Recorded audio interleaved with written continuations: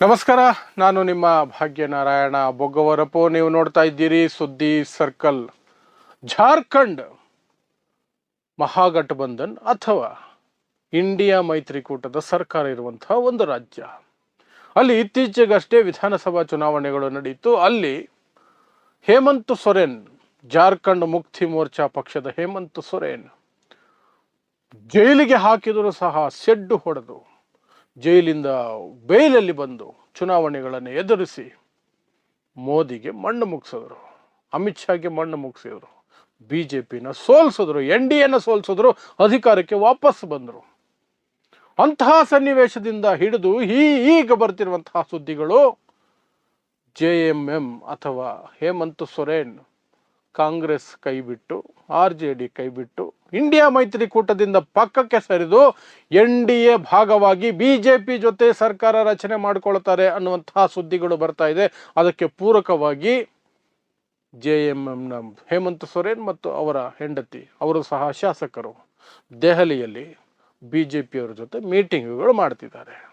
So ಏನಾಯಿತು ಹೇಮಂತ್ ಸೊರೇನ್ ಇದ್ದಕ್ಕಿದ್ದ ಹಾಗೆ? ಅದಕ್ಕೆ ಕಾಂಗ್ರೆಸ್ ಎಷ್ಟು ಹೊಣೆ, RJD ಎಷ್ಟು ಹೊಣೆ, ಅವ್ರದ್ದು ಹೊಣೆಗಾರಿಕೆ ಇದೆ. ಅದನ್ನು ವಿವರಿಸುವಂತಹ ಪ್ರಯತ್ನವನ್ನು ಮಾಡ್ತೀನಿ. ಸೊ ನಿಮಗೆ ಹೇಳಿದಾಗೆ ಜಾರ್ಖಂಡ್ ಮುಕ್ತಿ ಮೋರ್ಚಾ ವಿಧಾನಸಭಾ ಚುನಾವಣೆಗಳು 2024ರಲ್ಲಿ ನಡೆದಂತಹ ವಿಧಾನಸಭಾ ಚುನಾವಣೆಗಳ ಸಂದರ್ಭದಲ್ಲಿ ಭರ್ಜರಿ ಗೆಲುವನ್ನು ಸಾಧಿಸಿಕೊಳ್ತು. ಅಲ್ಲಿ ಇರುವಂತಹ 81 ಸೀಟುಗಳ ಪೈಕಿ ಜಾರ್ಖಂಡ್ ಮುಕ್ತಿ ಮೋರ್ಚಾ 34 ಸೀಟ್ ಪಡ್ಕೊಳ್ತು.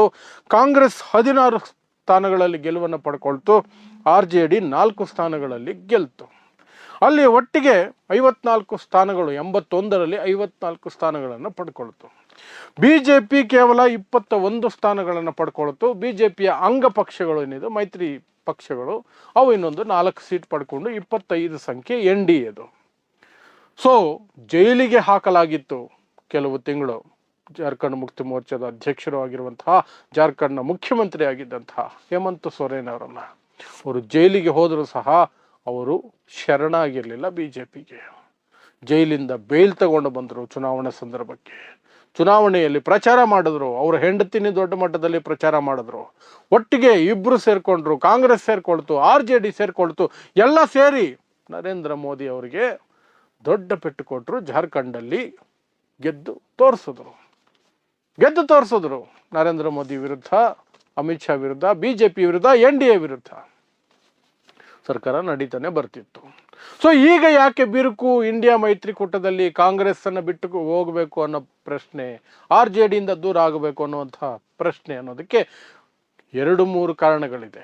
ಮೊದಲನೇದು, ಬಹಳ ಮುಖ್ಯವಾದ ಕಾರಣ, RJD ಮತ್ತು ಕಾಂಗ್ರೆಸ್ ವಿರುದ್ಧ ಹೇಮಂತ್ ಸೊರೇನ್ಗೆ ದೊಡ್ಡ ಸಿಟ್ಟಿದೆ. ಅದಕ್ಕೆ ಕಾರಣ ಬಿಹಾರದಲ್ಲಿ ನಡೆದಂತಹ ವಿಧಾನಸಭಾ ಚುನಾವಣೆಗಳು. ಆ ಚುನಾವಣೆಯಲ್ಲಿ ಜಾರ್ಖಂಡ್ ಮುಕ್ತಿ ಮೋರ್ಚಾಗೆ 1 ಸೀಟು ಸಹ ಬಿಟ್ಕೊಡ್ಲಿಲ್ಲ. ಇವರು 1 ಸೀಟು ಬಿಟ್ಕೊಡ್ತೀವಿ ಅಂತ ಏನೇನೋ ಮಾಡ್ತಿದ್ರು.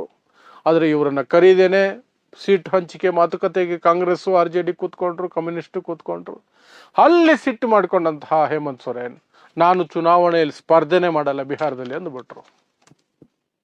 ಸ್ಪರ್ಧೆನೇ ಮಾಡಲ್ಲ ಬಿಡ್ರಿ, ಹಾಳಾಗಿ ಹೋಗ್ರಿ ಅಂತ ಬಿಟ್ಬಿಟ್ರು. ಅಲ್ಲಿಗೆ ಅವರು ಮುನಿಸು ಉತ್ತುಂಗದಲ್ಲಿತ್ತು ಅಂತ ಅರ್ಥ. ಈಗ ಅದರ ಪ್ರತಿಫಲವಾಗಿ ಆ ಮುನಿಸು ಮುಂದುವರೆದಿದೆ, ಆ ಕೋಪ ಮುಂದುವರೆದಿದೆ. ಅದರ ಭಾಗವಾಗಿಯೇ ಅವರು ಈ ಮೈತ್ರಿಕೂಟವನ್ನು ಬಿಟ್ಟು NDAಗೆ ಹೋಗ್ತಿದ್ದಾರೆ ಅನ್ನೋದು ಒಂದು ಮಾತಾದರೆ, ಇನ್ನೊಂದು ಅವ್ರ ಮೇಲೆ ಇರುವಂತಹ ಕೇಸುಗಳು, ED, IT, CBI ಎಲ್ಲ ಕೇಸುಗಳು ಇದಾವೆ ಅವ್ರ ಮೇಲೆ. ಅವುಗಳಿಂದ ಬಚಾವಾಗಬೇಕಾದ್ರೆ ಬಿಜೆಪಿ ಜೊತೆ ಸೇರ್ಲೇಬೇಕು. ಇಲ್ಲದೆ ಹೋದ್ರೆ ಮತ್ತೆ ಜೈಲಿಗೆ ಹೋಗುವಂತಹ ಎಲ್ಲ ಸಾಧ್ಯತೆಗಳು ಇರ್ತವೆ. ಸೊ ಮೋದಿ ಶಾ ಭಯಕ್ಕೆ ಅವರು ಇಂಡಿಯಾ ಮೈತ್ರಿಕೂಟ ತೊರೆದು NDAಗೆ ಹೋಗ್ತಿದ್ದಾರೆ ಅನ್ನೋದು ಇನ್ನೊಂದು ಲೆಕ್ಕಾಚಾರ. ಹಾಗಾದ್ರೆ ಅಷ್ಟು ಸುಲಭನ ಅವರು ಹೋಗೋದು? ನಾವು ಅನ್ಕೊಂಡಷ್ಟು ಸುಲಭನ ಅಂದ್ರೆ ಸುಲಭ ಇಲ್ಲ. ಯಾಕಿಲ್ಲ ಅಂದ್ರೆ ಅಲ್ಲಿಯೂ ಸಹ ಲೋಕಲ್ ಸಮಸ್ಯೆಗಳು ಇದ್ದಾವೆ. ಒಂದು, ಮುಸ್ಲಿಮರು ದೊಡ್ಡ ಮಟ್ಟದಲ್ಲಿ JMMಗೆ ಮತ ಹಾಕಿದ್ದಾರೆ. ಯಾಕೆಂದ್ರೆ ಅವರು ಬಿಜೆಪಿ ವಿರುದ್ಧ ಸೆಣಸಿದ್ದಾರೆ ಅನ್ನೋ ಕಾರಣಕ್ಕಾಗಿ. ಹಾಗಿರಬೇಕಾದ್ರೆ ಅಷ್ಟು ದೊಡ್ಡ ಮತದಾರರನ್ನ ಕಳ್ಕೊಳ್ಳೋದಕ್ಕೆ JMM ಸಿದ್ಧ ಇದೆಯಾ? ಅದನ್ನು ಕಳ್ಕೊಂಡ ಮೇಲೆ JMM ಅಧಿಕಾರಕ್ಕೆ ಮತ್ತೆ ಬರೋದಕ್ಕೆ ಸಾಧ್ಯ ಇದೆಯಾ? ಆ ಪ್ರಶ್ನೆಗಳು ಬರ್ತವೆ. ಮತ್ತು ಜಾರ್ಖಂಡ್ ಬಹಳ ದೊಡ್ಡ ಮಟ್ಟದಲ್ಲಿ ಆದಿವಾಸಿಗಳನ್ನು ಒಳಗೊಂಡಿರುವಂತಹ ರಾಜ್ಯ. 70% ಆದಿವಾಸಿಗಳಿರೋದಲ್ಲಿ. ಆದಿವಾಸಿಗಳಲ್ಲಿ ಬಹಳಷ್ಟು ಸಮುದಾಯಗಳು BJP ವಿರೋಧಿ ಸಮುದಾಯಗಳು. ಅವುಗಳನ್ನು ಅತೃಪ್ತಿಪಡಿಸಿ ಮತ್ತೆ JMM ಗೆದ್ದು ಬರೋ ಸಾಧ್ಯ ಇದೆಯಾ ಅನ್ನುವ ಭಯ JMMಗೆ ಇದ್ದೇ ಇರುತ್ತೆ, ಹೇಮಂತ್ ಸೊರೇನ್ಗೆ ಇದ್ದೇ ಇರುತ್ತೆ. ಇನ್ನು ಇಷ್ಟಾದರೂ ಸಹ ರಿಸ್ಕ್ ತಗೊಂಡು ಹೋಗಲೇಬೇಕು ಅನ್ನೋದಾದರೆ ಅದಕ್ಕೆ ಬಲವಾದ ಕಾರಣ ಇರಬೇಕು, ಅದು ಜೈಲಿನ ಭಯನೇ ಇರಬೇಕಾಗತ್ತೆ, ಬೇರೆ ಏನಿರ್ಲಿಕ್ಕೆ ಸಾಧ್ಯ ಇಲ್ಲ.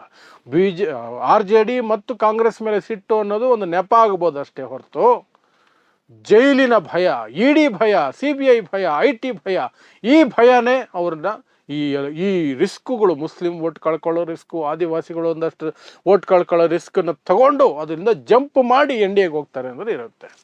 ಇನ್ನು NDAಗೆ ಯಾಕೆ ಅಲ್ಲಿ ಅಷ್ಟು ಉತ್ಸಾಹ?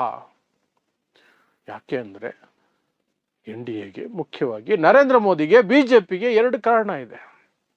ಒಂದು, ಉತ್ತರ ಭಾರತದ ಎಲ್ಲ ಕಡೆಯೂ ಸಹ BJP ಸರ್ಕಾರ ಇರಬೇಕು ಅನ್ನುವಂಥ ಅಭಿಲಾಷೆ.